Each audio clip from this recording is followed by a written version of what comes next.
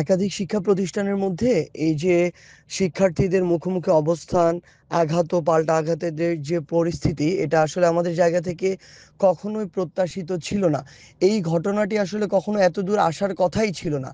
যখন এরকম একটি অভিযোগ পাওয়া গেল যে একজন শিক্ষার্থী আসলে ন্যাশনাল মেডিকেল কলেজে চিকিৎসা সংক্রান্ত অবহেলার কারণে মৃত্যুবরণ করেছে, তখনই যদি বিষয়টিকে আসলে খতিয়ে দেখা হতো এবং এই জায়গাটিতে যারা শিক্ষার্থীরা এসেছিল ওই মাহবুবুর রহমান মোল্লা কলেজ থেকে, তাদেরকে আসলে একদম একটি ভালো একটি সুন্দর একটি প্রক্রিয়া বা যৌক্তিক একটি প্রক্রিয়া তাদের সাথে আলোচনা বসে তাদেরকে যদি বিষয়টি বোঝানো যেত, কিংবা এখানে যদি কোনো ডক্টর বা সংশ্লিষ্ট মেডিকেলের কারো যদি গাফিলতিও থাকতো, সেই বিষয়গুলো নিয়েও যদি যৌক্তিক প্রক্রিয়া আগানো যেত, তাহলে এই বিষয়টি কখনো এই জায়গায় আসতোই না। আমাদের আমার জায়গা থেকে আমার যে বিষয়টি সবচেয়ে গুরুত্বপূর্ণ মনে হয় সেটি হচ্ছে যে সেখানে যে বিষয়টি হয়েছে, আমরা যতটুকু শুনেছি যে ওই মেডিকেল কলেজ স্থানীয় কিছু নেতৃবৃন্দ কিংবা ছেলেপেলেদেরকে দিয়ে সেই মাহবুবুর রহমান মোল্লা কলেজের শিক্ষার্থীদেরকে সেখান থেকে প্রতিহত করার চেষ্টা করেছে। তারা পরবর্তীতে সংগঠিত হয়ে আবার এই ন্যাশনাল মেডিকেল কলেজে হামলা করেছে।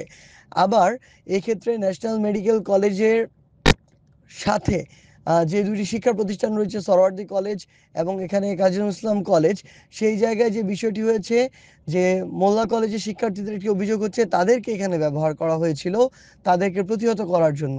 তারা এসে এই শিক্ষা প্রতিষ্ঠান দুটিতে হামলা করে এবং পরবর্তীতে আমরা দেখলাম যে এই দুটি শিক্ষা প্রতিষ্ঠানের শিক্ষার্থীরা সেখানে গিয়ে আবার নৃশংস হামলা চালিয়েছে, যেখানে আমরা বিভিন্ন ভিডিও ফুটেজ বা বিভিন্ন ছবিতে দেখতে পাচ্ছি শিক্ষার্থীদের সাথে একটি নির্দিষ্ট সন্ত্রাসী কিছু কার্যক্রম করছে এমন কিছু লোকজন রয়েছে যাদের বয়সের মধ্যে, চেহারার মধ্যে কোনো শিক্ষার্থীদের ছাপ নেই।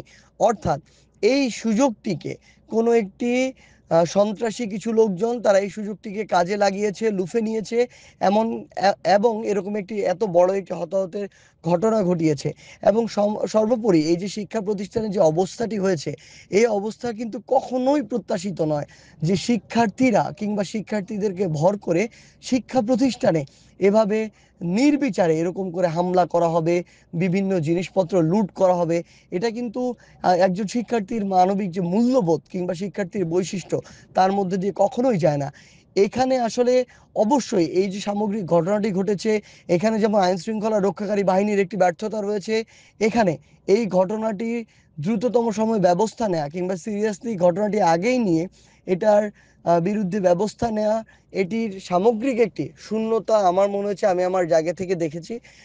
স্পেশালি হচ্ছে এই জায়গায় আমি যদি বলি স্বাস্থ্য মন্ত্রণালয়, স্বরাষ্ট্র মন্ত্রণালয়, এই জায়গায় তাদেরও একটি দ্রুত পদক্ষেপ নেওয়ার যে বিষয়, এই বিষয়টি আমরা দেখতে পাই না এই জায়গা থেকে।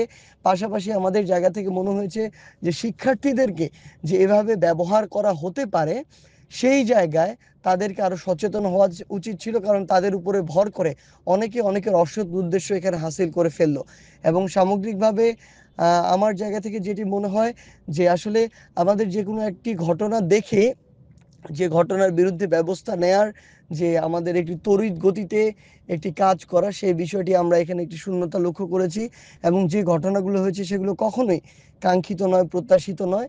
এবং আমরা আমাদের জায়গা থেকে যে জিনিসটি মনে করি যে আমাদের সবারই সমন্বিত একটি প্রচেষ্টা প্রয়োজন এই অনাকাঙ্ক্ষিত এবং ভবিষ্যতের এমন অস্থিতিশীল যে কোনো পরিস্থিতি থেকে বের হয়ে আসার জন্য।